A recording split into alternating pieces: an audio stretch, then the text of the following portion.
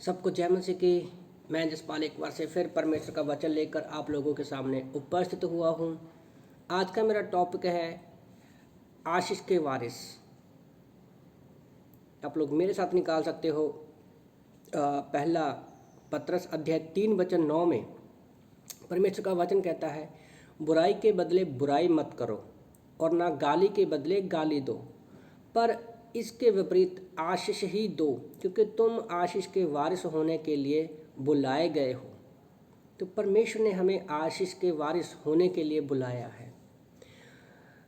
हम जैसे हमारे अंदर दो स्वभाव है, एक पापी स्वभाव है और दूसरा पवित्र आत्मा है। हमें डिसाइड करना है कि हमें किसके अनुसार चलना है, और जिसके अनुसार हम चलते हैं वही चीज़ें हमारे बाहर निकलेंगी। अगर हमारे पास संसार की, शैतान की आशीषें हैं, पापी स्वभाव की आशीषें हैं, तो वही हम लोगों को देंगे। अगर हम पवित्र आत्मा की अगुवाई में चलते हैं तो हमारे मुंह से वही निकलेगा जो पवित्र आत्मा हमें कहलाता है, जो वचन हमें सिखाता है। तो हम कौन सी आशीष प्राप्त करते हैं? हाँ, परमेश्वर ने हमें इफिसियों 1:3 के अनुसार सारी आत्मिक आशीषें दे दी हैं, और परमेश्वर चाहता है कि हम जैसे आत्मिक आशीषें प्रभु यीशु ने हमें दी है, हम भी वही आशीषें लोगों को दें। आज एक भाई से मैं बात कर रहा था, उसने बोला कि मेरे पास ये आशीष है, ये वरदान है, मैं लोगों को चंगियाई करता हूँ, मैं लोगों की दुष्ट आत्माएं निकाल सकता हूँ, मैं सब कुछ आशीषें परमेश्वर ने मुझे दी है।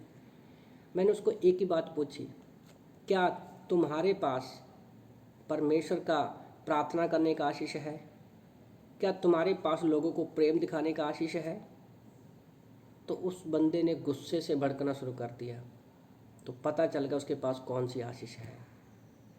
और यही बातें क्या है, परमेश्वर हमें परखना चाहता है कि हम कौन सी आशीषें लोगों को देते हैं।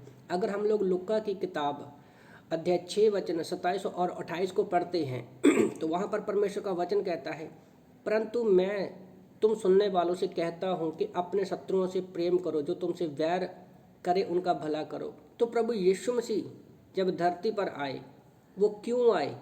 क्योंकि वो पता था हमें आशीष देने के लिए आए, हमें नरक में से बचाने के लिए आए।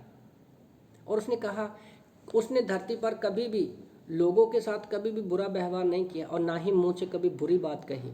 उसने कहा, तुम अपने शत्रुओं से प्रेम करो, उनसे जो बैर रखते हैं उनके लिए प्रार्थना करो, उनका भला ही करो, और जो तुम्हें श्राप देते हैं उनको तुम आशीष दो, और जो तुम्हारा अपमान करे उनके लिए प्रार्थना करो।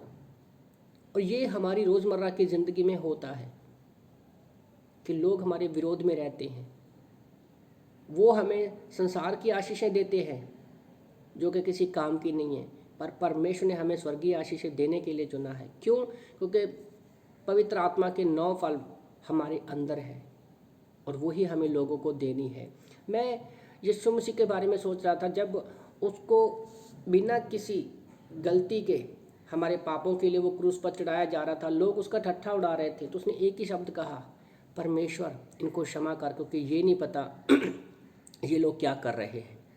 दूसरा मैं सोच रहा था प्रेरितों के काम अध्याय 7 वचन प्रेरितों के काम अध्याय 7 वचन 59 और 60 में 59 और 60 के बारे में, जब स्तीफनस को पत्थरों से मारा जा रहा था प्रचार करने के बदले से, उसने एक ही शब्द कहा, परमेश्वर इनके पाप उन पर मत डाल, उनके लिए प्रार्थना किया। आखिरी समय तक वो यीशु मसीह की तरह प्रार्थना करता रहा। उसने आशीष दी, उसने दिखाया कि वो आशीष का वारिस होने के लिए है, और इस प्रार्थना ने साउल के मन को परिवर्तन किया, और साउल जो बाद में पौलुस बना, उसकी आशीष, आप उसकी दी हुई आशीष हमें दिखती है वहाँ पर कि बहुत सारे लोग उनके द्वारा बचाए गए। तो आप लोगों को आज की मॉर्निंग डिवोशन से मैं उत्साहित करना चाहता हूँ कि आप लोगों के लिए प्रार्थना करें, उनको उत्साहित करें।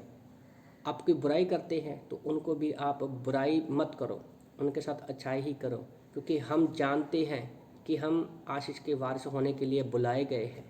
क्योंकि लोग नहीं जानते, जैसे यीशु जानता था, जैसे स्तीफनस जानता था, कि लोग नहीं जानते कि वो क्या कर रहे हैं। तो इन वचनों से प्रभु आपको आशीष दे। आमीन।